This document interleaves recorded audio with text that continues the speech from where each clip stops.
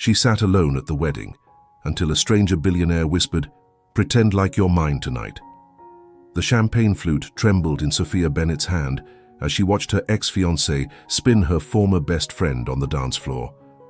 White dress, perfect smile, the life that should have been hers. She was drowning in a sea of couples when a deep voice cut through her misery. "You look like you need saving." She turned to find steel blue eyes and an outstretched hand. "Adrian Blackwood, and tonight you're going to be madly in love with me." Welcome back to our channel, everyone. If you're new here, please hit that subscribe button and ring the notification bell to join our family of story lovers. Comment below where you're watching from. I love connecting with viewers around the world. Today's story will show you that sometimes the best love stories begin with the most unexpected proposals. "Excuse me?" Sophia stared at the stranger, certain she'd misheard him over the wedding band's rendition of Perfect, the song James had once said was theirs. "You're Sophia Bennett, graphic designer, the bride's former best friend, the groom's ex-fiancé." Adrian Blackwood straightened his designer suit jacket, "And currently the most miserable person at this wedding. Have you been stalking me?" "Observing. There's a difference." He claimed the empty chair beside her without invitation. "I have a proposition. I don't do propositions from strangers, not even when those strangers can save you from a night of pitying looks and whispered gossip." Sophia glanced around. He was right. Everyone was stealing glances at her, the jilted ex who'd somehow found the strength or stupidity to attend. "What kind of proposition?" "Simple. You pretend to be my girlfriend tonight. In return, I'll make sure your ex-fiancé spends the rest of his wedding reception wondering what he lost." "Why would you do that?" "Because I need a date who can convince my family I'm in a committed relationship. And you," he studied her with those unsettling blue eyes, "you need to stop looking like your world ended." "Maybe it did," she said quietly. "Worlds end, new ones begin. The question is, do you want to start tonight?" The bride, Rachel, her best friend since college, chose that moment to look their way. Her perfect smile faltered seeing Sophia with a man who looked like he'd stepped from a magazine cover. What exactly would this arrangement entail? Sophia heard herself asking. Dancing, conversation, adoring glances, maybe a kiss or two if the situation demands. Adrian's smile was surprisingly warm. Nothing you're uncomfortable with, just enough to be convincing. And what do you get out of it? My grandmother stops trying to set me up with her bridge partner's granddaughter. My board of directors stops questioning my stability, and I get to spend the evening with someone who understands that sometimes the best relationships are the ones with clear boundaries. You don't even know me. I know you designed the wedding invitations despite your history. That takes either incredible strength or masochism. I know you've checked your phone 12 times in the last hour, but haven't answered any messages. And I know you're about 30 seconds from fleeing to the bathroom to cry. Sophia's eyes burned with unshed tears. 20 seconds, actually. Then we'd better start now. Adrian stood, offering his hand with a formality that somehow made it easier. Sophia Bennett, would you do me the honor of breaking my heart in approximately 4 hours? Only if you promise to break mine right back. Deal. She took his hand, surprised by the calluses that suggested he did more than push papers. As he led her to the dance floor, whispers followed their wake. Is that Sophia with... Who's the gorgeous man? Where did she find him? Relax, Adrian murmured, pulling her into dance position as a slow song began. You're supposed to be in love with me, not planning my murder. Sorry, I'm not good at pretending. Then don't pretend. Just be here, in this moment, with someone who thinks you're the most interesting person in the room. You don't think that. I sought you out in a room full of people, didn't I? His hand was warm on her back, steady and sure. Tell me about the invitations. What? The wedding invitations, you designed them. How did you... Typography. The font choices were sophisticated but personal. Same style as the Bennett Designs portfolio I Googled while watching you torture yourself during the ceremony. You Googled me during the wedding? I Google everyone. Occupational hazard of being worth too much money. He spun her gently. So? The invitations? Rachel asked. Said it would mean everything to have her best friend's touch on her special day. Sophia's laugh was bitter. She failed to mention the special day involved marrying my fiancé. Ex-fiancé, Adrian corrected. Important distinction. When did they get together? Officially, 2 weeks after James and I broke up. Unofficially, your guess is as good as mine. You think they were together before? I think James proposed to me on a Tuesday, and by Friday was having doubts. I think Rachel was there to comfort him through those doubts. I think timing is everything, and theirs was better than ours. Adrian dipped her slightly, drawing gasps from nearby dancers. Or maybe their timing was exactly wrong, and yours is about to be exactly right. With a fake boyfriend? With someone who understands that real isn't always better. Real can hurt, real can betray, real can leave you designing wedding invitations for your own heartbreak. Speaking from experience? Speaking from a lifetime of watching real destroy everything it touches. His expression darkened momentarily. But tonight isn't about real, it's about necessary fiction. The song ended, but Adrian didn't release her. Your ex is watching, looking appropriately stunned. How do you feel about public displays of affection? With strangers? With your devoted boyfriend of, how long should we have been together? 3 months, Sophia decided. Long enough to be serious, short enough to explain why no one's met you. Smart. I knew I chose well. He brushed a strand of hair from her face with practiced intimacy. He's still watching. So this is where you laugh at something I've said.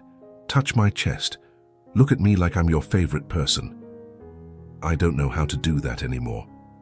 Sure you do. You're doing it now. Sophia realized with a start that she was gazing up at him with something that might pass for adoration to anyone watching. When had she leaned in so close? There we go, Adrian murmured. Natural as breathing. James looks like he's swallowed a lemon. I don't care about James. Liar. But that's okay. We're all liars tonight. He guided her off the dance floor toward the bar. What are you drinking? Water. I need to stay clear-headed. For our performance, don't worry. I'm excellent at improv. For the drive home, I'm not staying for the whole reception. Yes, you are. He ordered her water and whiskey for himself. Leaving early admits defeat. We're staying until the bitter end. We? Partners, remember. I don't abandon my fake girlfriends mid-mission. Why are you really doing this? Sophia accepted her water gratefully. And don't say it's about your grandmother. Adrian was quiet for a moment, studying his whiskey. My family owns Blackwood Industries. We're in the middle of acquiring Hartman Tech.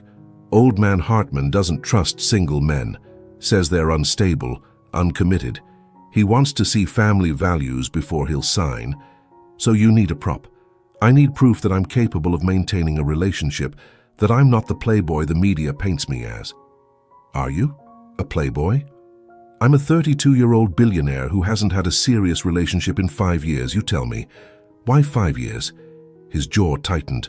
That's a third date conversation. Good thing we'll never have one. Good thing, he agreed, but something in his tone suggested otherwise. Sophia. Rachel's voice cut through their bubble. The bride stood before them, radiant in designer white, her smile sharp as glass. I'm so glad you came. And you brought someone. Adrian Blackwood, he introduced himself, possessive hand finding Sophia's waist. I've heard so much about you, Rachel. All of it fascinating. Rachel's eyes widened at the name. Everyone knew Blackwood Industries. I didn't know Sophia was seeing anyone. We've been keeping it quiet, Sophia said, surprised by how easily the lie came. Adrian values privacy. How did you meet? Charity auction, Adrian supplied smoothly. Sophia was bidding on a Monet sketch. I outbid her, then felt so guilty I asked her to dinner to apologize. You never mentioned. Like I said, we kept it quiet. But when Sophia told me about your wedding, I insisted on coming. I wanted to meet the woman she speaks so highly of." The lie was so precisely delivered that Sophia almost believed it herself. Rachel certainly did, her perfect composure cracking slightly. "James will be thrilled to meet you," Rachel said, though her tone suggested otherwise. "I'm sure." Adrian's smile was predatory. "Though I should thank him. If he hadn't been foolish enough to let Sophia go, I'd never have found her." Rachel's face flushed. "James and I are perfect for each other," Sophia interrupted, finding strength in Adrian's presence. "Truly, Rachel. I hope you're as happy as I am." "You're happy?" Rachel's skepticism was plain. Adrian answered by pulling Sophia closer, pressing a kiss to her temple. "Ridiculously so, aren't we, darling?" "The happiest," Sophia agreed, leaning into him. He smelled like expensive cologne and whiskey, like comfort she didn't deserve to feel. Rachel retreated, but not before shooting Sophia a look that was equal parts confusion and envy. As soon as she was gone, Sophia sagged against Adrian. "That was brilliant, masterful, Oscar-worthy?" "Exhausting. The night's young. Pace yourself." He spotted someone across the room and tensed. "Incoming. My family." An elegant woman in her 70s approached, flanked by a younger couple who shared Adrian's sharp cheekbones. "Grandmother." Adrian's voice carried genuine warmth. "I didn't know you were invited. The Hartmans and Mitchells go way back. Imagine my surprise seeing my grandson here with a date." Her shrewd eyes fixed on Sophia. "A date he failed to mention." "Sophia Bennett, this is my grandmother, Eleanor Blackwood, the terror of the family." "The backbone of the family," Eleanor corrected, offering Sophia a regal handshake. "How long have you been seeing my grandson?" 3 months, Sophia answered, remembering their agreed story. "And what do you do, Miss Bennett?" "I run a small design firm. Graphics, branding, that sort of thing."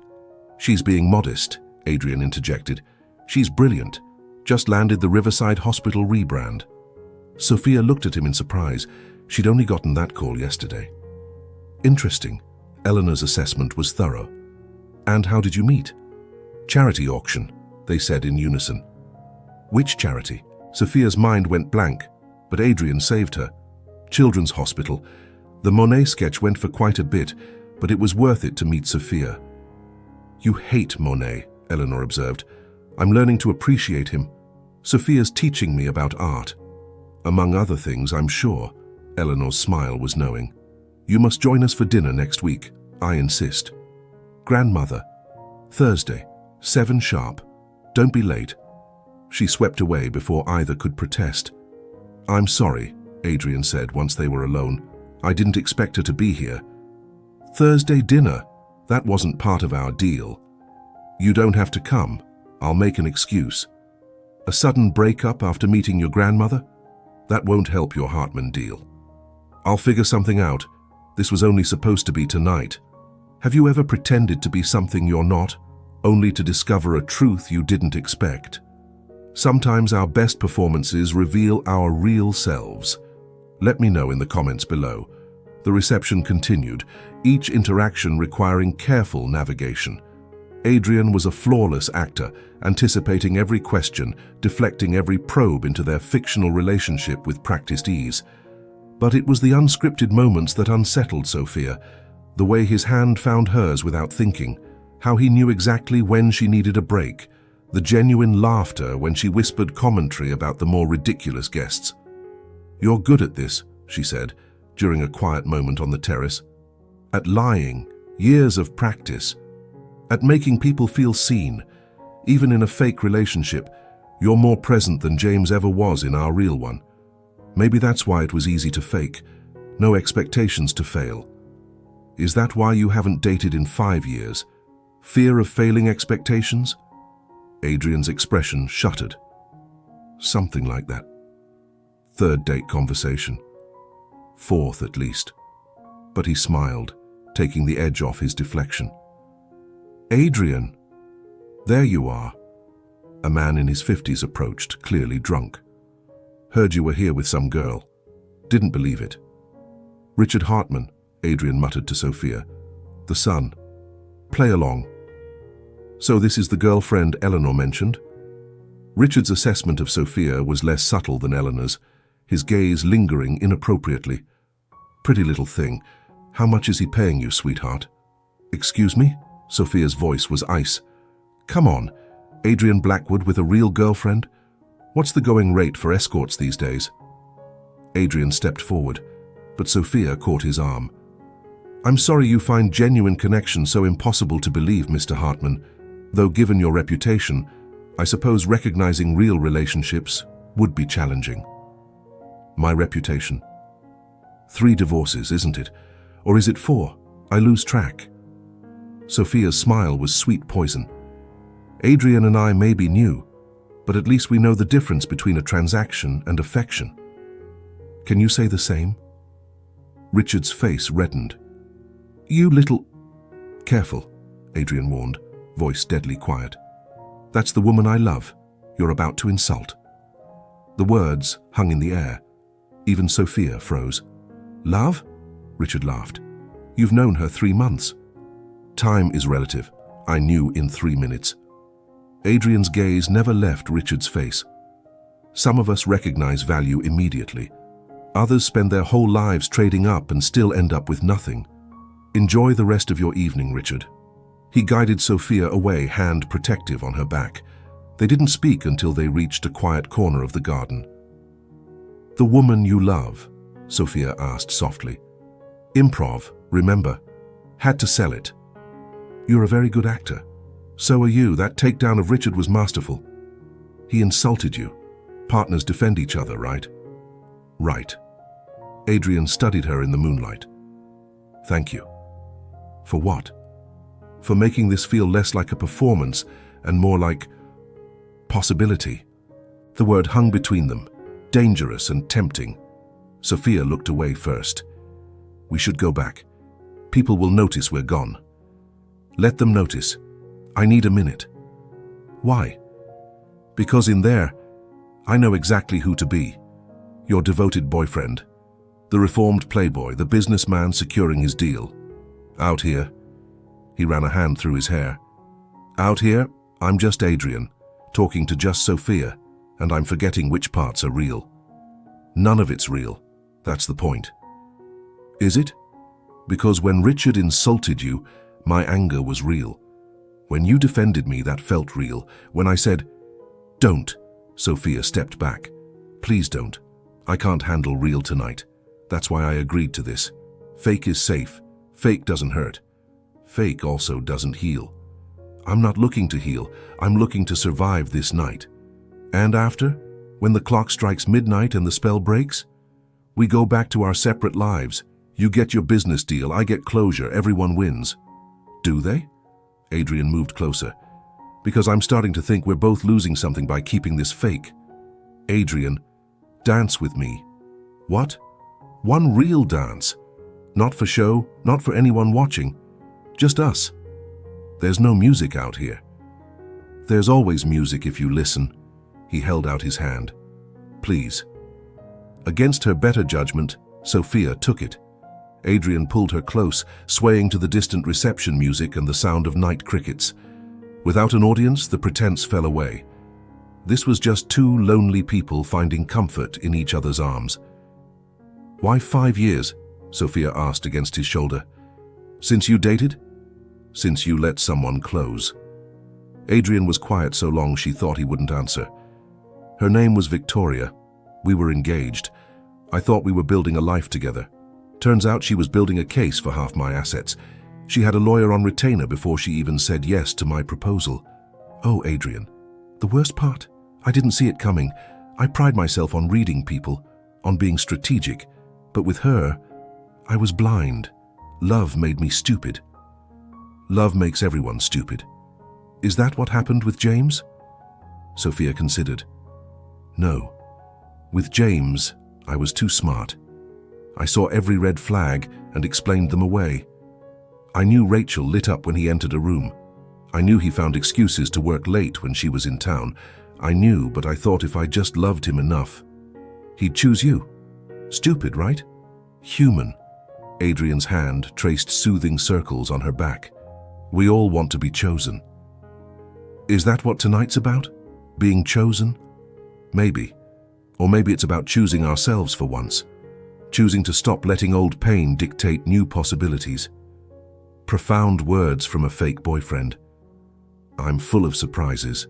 He spun her gently. For instance, did you know I actually do own a Monet sketch? You do not. Bought it last year. Not at a charity auction though. Private sale. It reminds me that even beautiful things can be blurry up close. Like relationships. Like everything worth examining. He dipped her, making her laugh. There it is. What? Your real smile. I was starting to think you'd forgotten how. Hard to forget with you around. You're ridiculously charming when you're not trying.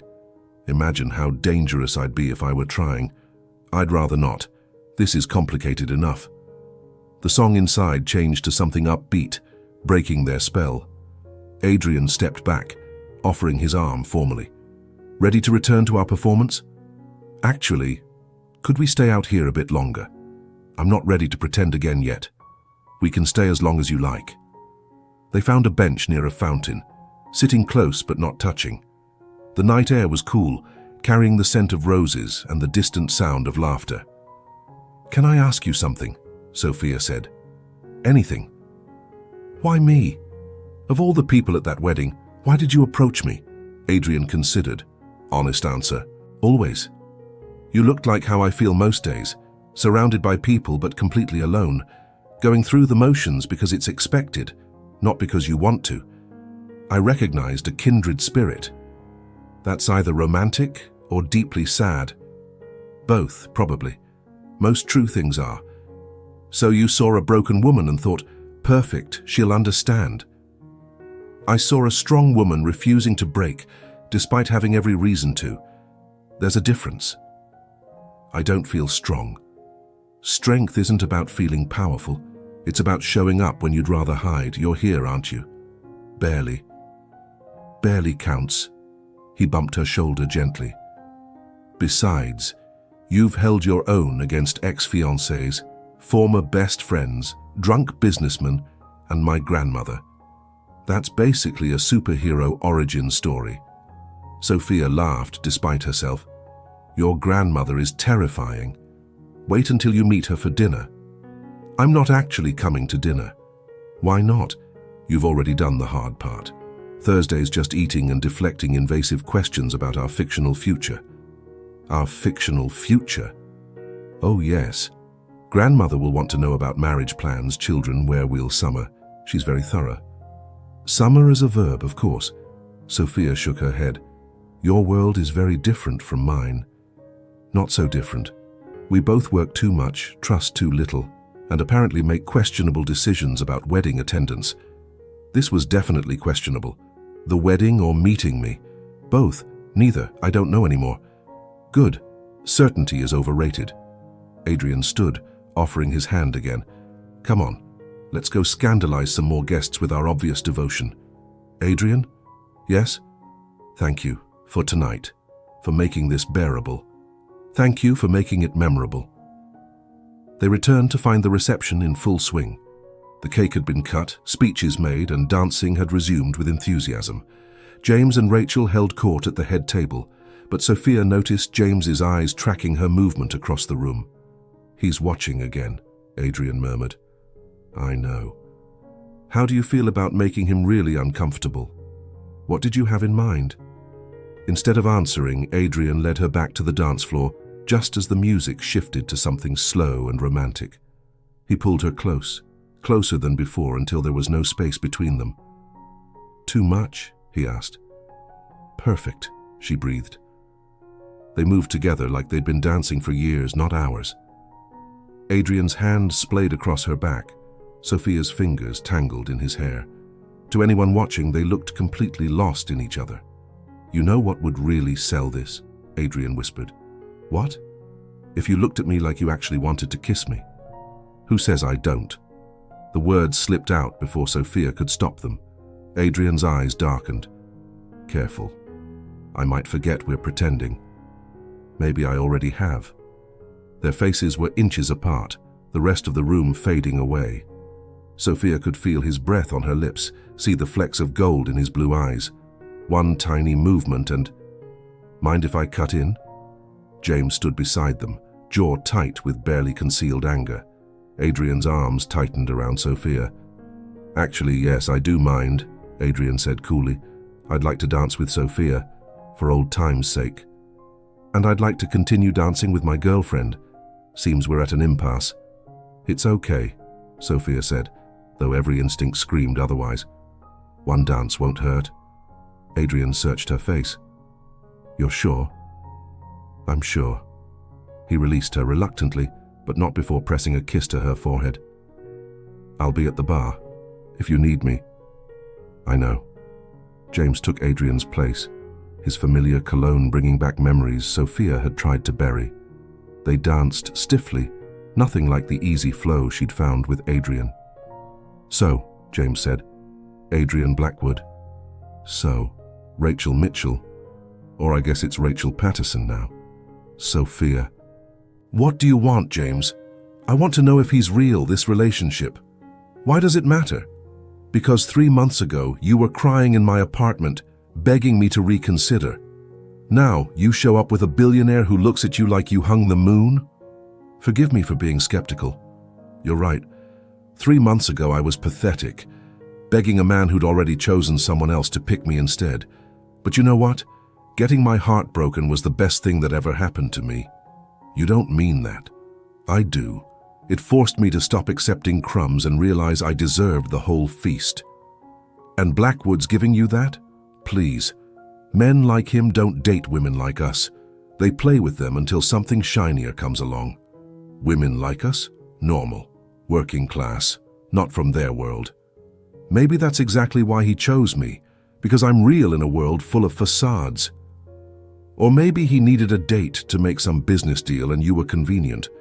The truth of it stung, but Sophia refused to let it show. Even if that were true, he's shown me more genuine interest in one night than you did in 2 years. That's not fair. Isn't it? When was the last time you looked at me the way Adrian does? When did you ever defend me to others? When did you choose me over literally anyone else? I loved you. You loved the idea of me. The safe choice. The backup plan. But when Rachel showed interest, you didn't hesitate. It wasn't like that. Then tell me, James, how was it? Because from where I'm standing, you started dating my best friend 2 weeks after our breakup. Either you moved on remarkably fast, or you'd already made your choice while we were together. James's silence was answer enough. I thought so. Sophia stepped back. I hope you and Rachel are happy. I really do. But don't stand here and question my choices when yours are the reason I'm making them. She walked away, leaving James on the dance floor. Adrian was waiting at the bar, 2 drinks in hand. Whiskey? He offered, desperately. She downed half in one swallow, coughing at the burn. That was cathartic. Horrible, but also yes, cathartic. She took another sip, slower this time. He thinks you're using me. Aren't I? Are you? Adrian set down his drink, turning to face her fully. I approached you with a business proposition, that's true, but Sophia, nothing about the last 3 hours has felt like business. What does it feel like? Like possibility. Like maybe we're both exactly where we're supposed to be. In a fake relationship at my ex's wedding? In each other's orbit. The rest is just details. You're very smooth, Mr. Blackwood. I'm very honest, Miss Bennett. At least with you. Why with me? Because you don't want anything from me except what we agreed. Do you know how rare that is? To be with someone who doesn't see dollar signs when they look at me? I didn't know who you were when you approached. Exactly. You said yes to the man, not the name. That's everything. The wedding coordinator announced the last dance, inviting all couples to the floor. Adrian extended his hand once more. One more for the road? One more, Sophia agreed. This time they didn't talk. They just moved together, letting the music and the moment wash over them. Around them, other couples swayed, but Sophia only had eyes for Adrian. The pretense had become something else, something neither had expected. What happens now? She asked as the song ended. Now I drive you home like a proper fake boyfriend. And tomorrow we're strangers again. Unless you want to have dinner Thursday. Face my grandmother's interrogation. Extend this madness a few more days. That's not what we agreed. No, Adrian acknowledged, but agreements can be renegotiated. Why would we do that? Because I'm not ready to let you go yet. Because you make me remember why connections matter. Because fake with you feels better than real with anyone else. Adrian, think about it.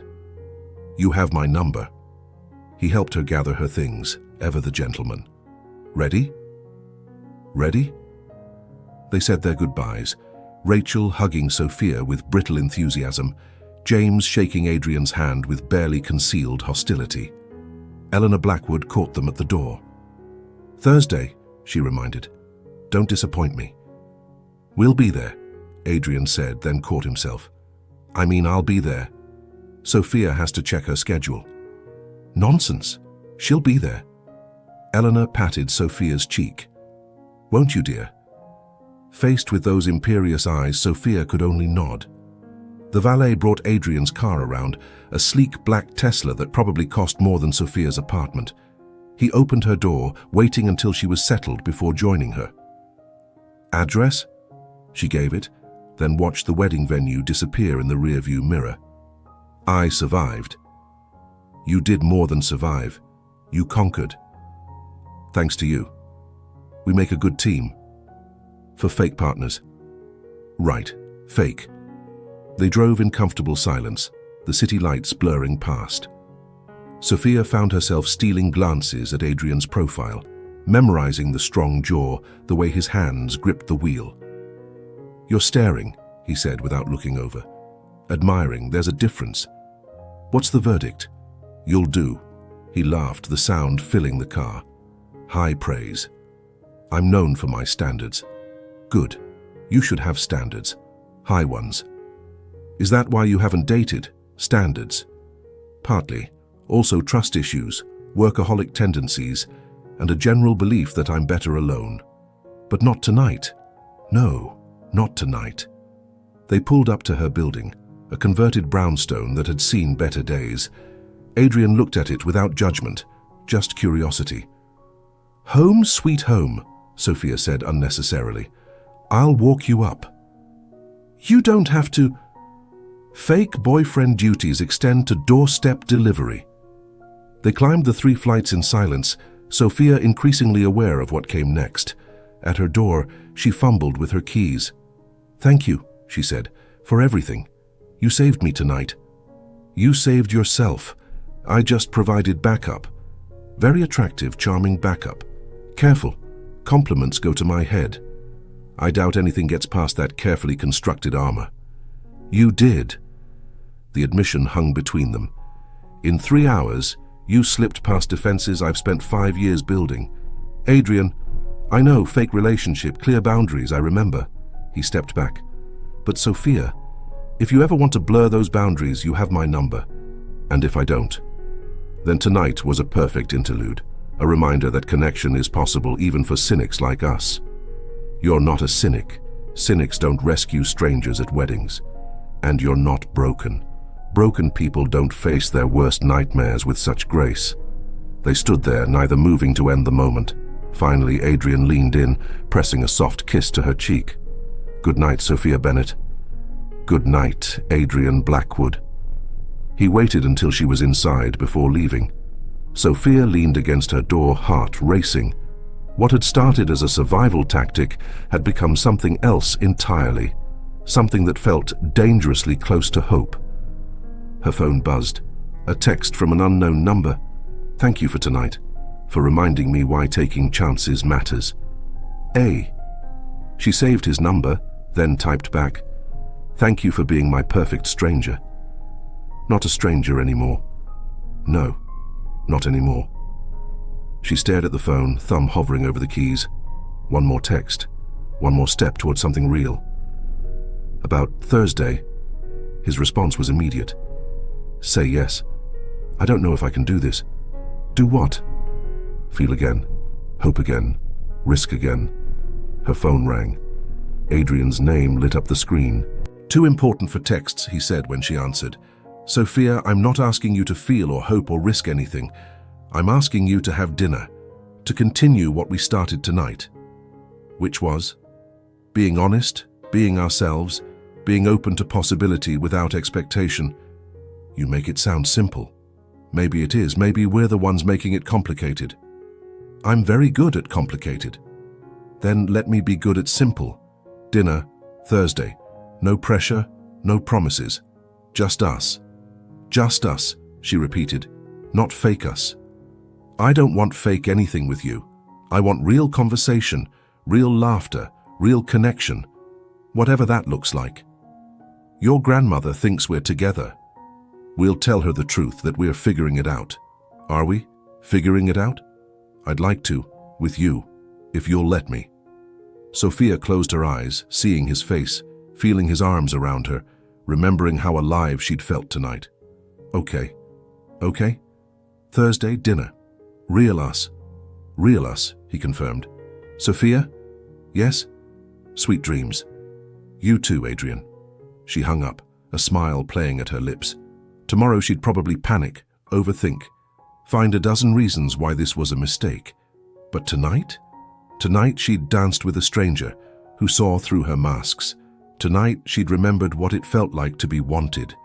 Tonight she'd taken the first step toward something that terrified and thrilled her in equal measure. Her phone buzzed again, this time a text from Rachel. We need to talk about Adrian Blackwood. Sophia deleted it without responding. Whatever Rachel had to say could wait. Tonight was hers. If you've ever taken a chance on unexpected love, you know how scary and exhilarating it can be.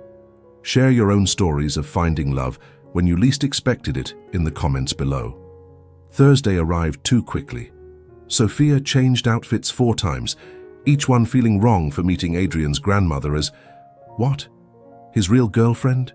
His maybe something? His complicated situation? Her phone rang as she debated between earrings. Stop overthinking, Adrian said without preamble. How did you know? Because I've changed my tie 6 times. We're both nervous, that's normal. What if she sees through us? Then she sees 2 people trying to figure things out. That's not a crime. In your world it might be. My world is changing, you changed it. Adrian, wear the blue dress, the one from your company website. You look confident in it. You stalked my company website? Researched, I'm thorough. Creepy but flattering. My specialty, I'll pick you up at 6:30. I can meet you there. No, we're doing this right. Real date, real pickup, real nerves. Real disaster potential. Real wonderful potential too. After he hung up, Sophia put on the blue dress. He was right. She did feel confident in it. She needed all the confidence she could get.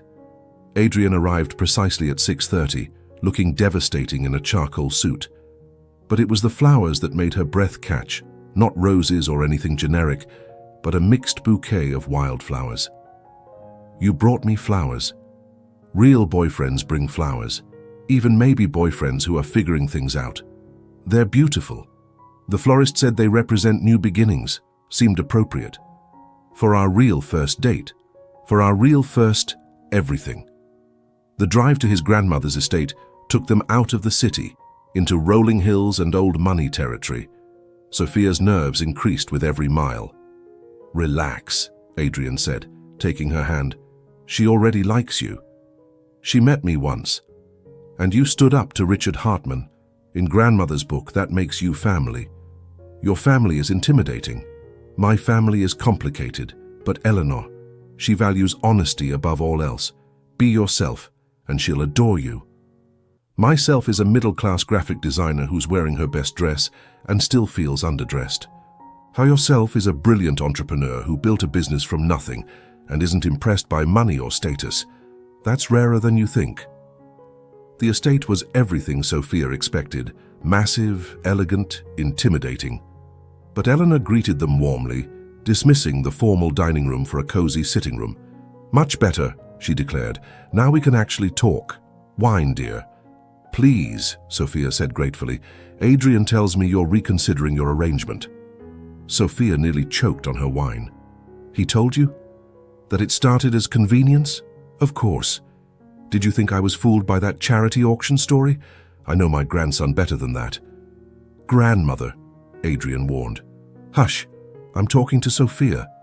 Eleanor leaned forward. He hasn't looked at anyone the way he looks at you since Victoria. That alone tells me everything. We're just figuring it out. Yes, he mentioned. Good. Rushing leads to mistakes. But don't figure so long you miss what's right in front of you. Eleanor, Adrian's voice was strained. We agreed no pressure. This isn't pressure, it's observation. She patted Sophia's hand. He was broken after Victoria. Shut down, focused only on work. Then he met you and suddenly he's bringing flowers and taking real dates. One date, Sophia corrected. The first of many, I hope. You're good for him. He's good for me too, Sophia admitted. He makes me brave. Bravery is admirable, but sustainability matters more. Can you be yourselves together, not the polished versions, but the real, flawed, human versions? I don't know yet. Honest answer. I appreciate that, Eleanor smiled. Adrian, show her the garden while I check on dinner. Subtle, Adrian muttered, but led Sophia outside. The garden was magical in the twilight, fairy lights twinkling among the roses. They walked in comfortable silence until they reached a gazebo overlooking a pond. This is beautiful, Sophia said. My grandfather built it for Eleanor. Said every love story needs a beautiful setting. Was theirs a love story? 53 years worth. He died 2 years ago, but she still comes out here every evening to talk to him. That's beautiful and heartbreaking. Most love stories are. Adrian turned to face her. Sophia, I need to tell you something. That sounds ominous. The Hartman deal went through. Richard was so impressed by your takedown, he convinced his father I was stable enough to trust. That's wonderful. It's also the end of our arrangement. I don't need a fake girlfriend anymore. Oh, the word came out smaller than intended. Right, of course. But I find myself wanting a real one, specifically you. Adrian, I know it's fast. I know we're both damaged. I know there are 1,000 reasons why this is complicated. But Sophia, I haven't felt this alive in years. You make me want to try again. What if we're just rebounds for each other? What if we're not? What if we're exactly what each other needs? I'm scared, she admitted. So am I. Terrified, actually. But I'm more scared of letting you walk away. I don't know how to do this. Real relationships. I apparently wasn't very good at them before. Neither was I. Maybe that's why we'll be good at it together. We know what doesn't work. That's not exactly a ringing endorsement. Then how about this? You're the first person in 5 years who makes me want to risk everything. Who sees past my walls to who I really am. Who makes me laugh, think, feel. I want to see where this goes. And if it goes nowhere, then at least we tried. That's more than either of us has done in years. Sophia looked at him in the fairy light, this complicated man who'd crashed into her life at her lowest moment and somehow lifted her up. You really want to do this? Date me? Real dating? I really do. Starting with dinner with my grandmother, who's probably watching from the window. Sophia glanced back and saw Eleanor quickly step back from view. She's not subtle. She's protective, but she likes you. That's rare. I like her too. She reminds me of my grandmother. Tell her that, she'll be thrilled. They headed back inside where dinner was waiting. Nothing fancy, just good food and better conversation. Eleanor regaled them with stories of Adrian's childhood, each one revealing more about the man he'd become. He once gave away his entire trust fund allowance to a homeless shelter, Eleanor said over dessert. Age 12, said he didn't need it as much as they did. Grandmother, Adrian protested. What? Sophia should know she's dating a closet philanthropist. We're not officially, Sophia started. Yet, Eleanor interrupted. But you will be. I have a sense about these things. After dinner, Eleanor hugged Sophia warmly. Don't let him overthink this, she whispered. He's very good at sabotaging his own happiness. I heard that, Adrian called from the doorway. Good. Someone needs to keep you in line. I have a feeling Sophia's up to the task." On the drive home, Sophia felt lighter than she had in months. "Your grandmother's wonderful. She's meddlesome. Wonderfully meddlesome. She loves you very much. She wants me to be happy. She thinks you're the key to that." No pressure. None at all. He took her hand. "So, real dating. Are we doing this?" "I think we are. But Adrian, let's take it slow. I'm still finding my footing after James." "As slow as you need. I'm not going anywhere." "Promise?" "I promise." They talked all the way home, making plans for a proper date that weekend. When they reached her building, Adrian walked her up again. "Thank you for tonight," Sophia said at her door, "for making this feel possible. Thank you for taking the chance. I know it wasn't easy. The best things rarely are. Philosophy major? Life major? Hard knocks degree? The best kind?" He stepped closer. "Sophia." "Yes?" "I'd very much like to kiss you goodnight, but only if—" She rose on her toes, cutting off his words with her lips. The kiss was soft, tentative, a question and answer all at once. When they parted, both were breathless. "Was that okay?" she asked. "More than okay, perfect." "Good, because I've been wanting to do that since Saturday." "Only since Saturday?" "I've wanted to since you told off Richard Hartman." "Smooth talker. Honest talker. With you, always." He kissed her again, deeper this time, until her keys dropped from nerveless fingers. They broke apart, laughing. "I should go," he said, not moving. "You should," she agreed, not stepping back. "Saturday? Dinner? It's a date, a real one. The first of many. Confident. Hopeful. There's a difference." One more kiss, quick but promising, and he was gone. Sophia floated into her apartment, touching her lips. She'd kissed Adrian Blackwood, really kissed him, and wanted to do it again. Her phone buzzed. Rachel again. "Saw the business news about Hartman deal. Was I just a prop for his game?" This time Sophia responded, "No games, just two people finding each other at the right time. Be happy for me or leave me alone." "This is crazy. You barely know him." "I know enough. I know he sees me. Really sees me. Can you say the same about how James sees you?" Radio silence. Sophia didn't care. She was too busy planning what to wear Saturday, too excited about possibilities, too alive with hope she'd thought was dead. Saturday's date was perfect. Dinner at a tiny Italian place Adrian loved. Conversation that flowed like wine. Laughter that drew looks from other diners. They talked about everything and nothing, learning each other's rhythms. "Favorite movie?" Adrian asked over tiramisu. "You'll laugh." "Try me." "The Princess Bride." "As you wish," he quoted immediately. "You know it?" "Know it. I can recite it. Death cannot stop true love. All it can do is delay it for a while." "Now who's the romantic?" "You bring it out in me." They walked after dinner, hands linked, no destination in mind. The city felt different with Adrian beside her, brighter, full of possibility. "I have a confession," Sophia said as they paused by a fountain. "Already. We've only been really dating for a week. I looked you up after Saturday, read about Victoria, the lawsuit, all of it." Adrian tensed. "And? And I'm sorry she hurt you, but I'm not sorry it led you to that wedding." "Neither am I." He pulled her closer. "What else did you find?" "That you donate millions anonymously. That you started a scholarship fund for first-generation college students. That you bought your childhood nanny a house when she retired. Google is thorough. You're a good man, Adrian Blackwood, even if you try to hide it behind corporate armor. I'm a work in progress. Aren't we all?" They kissed by the fountain, not caring who saw. For the first time in months, Sophia felt like herself again. Not the heartbroken woman at the wedding, but someone new, someone braver. "I'm falling for you," Adrian said against her lips. "Probably too fast, definitely too hard, but I can't seem to stop." "Then don't stop. Fall with me." "You're falling too." "Terrifyingly fast. But it doesn't feel wrong, it feels like finally." Finally? Like I was waiting for you without knowing it. Does that sound crazy?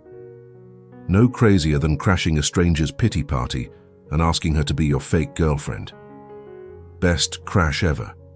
Best fake relationship that became real ever. They laughed, giddy with new love and possibility. Around them, the city hummed with life, but they only had eyes for each other. What now? Sophia asked. Now we see where this goes. Day by day, date by date. No more fake anything? Nothing fake between us ever again. Deal? Deal. They sealed it with another kiss, there by the fountain where wishes come true. Two broken hearts learning to beat again together. 3 months later, at another wedding, this time Adrian's college friend, Sophia caught the bouquet. Adrian grinned from across the room, making his way to her through the crowd. Tradition says you're next, the bride teased. Maybe I am, Sophia said, looking at Adrian. When it's right.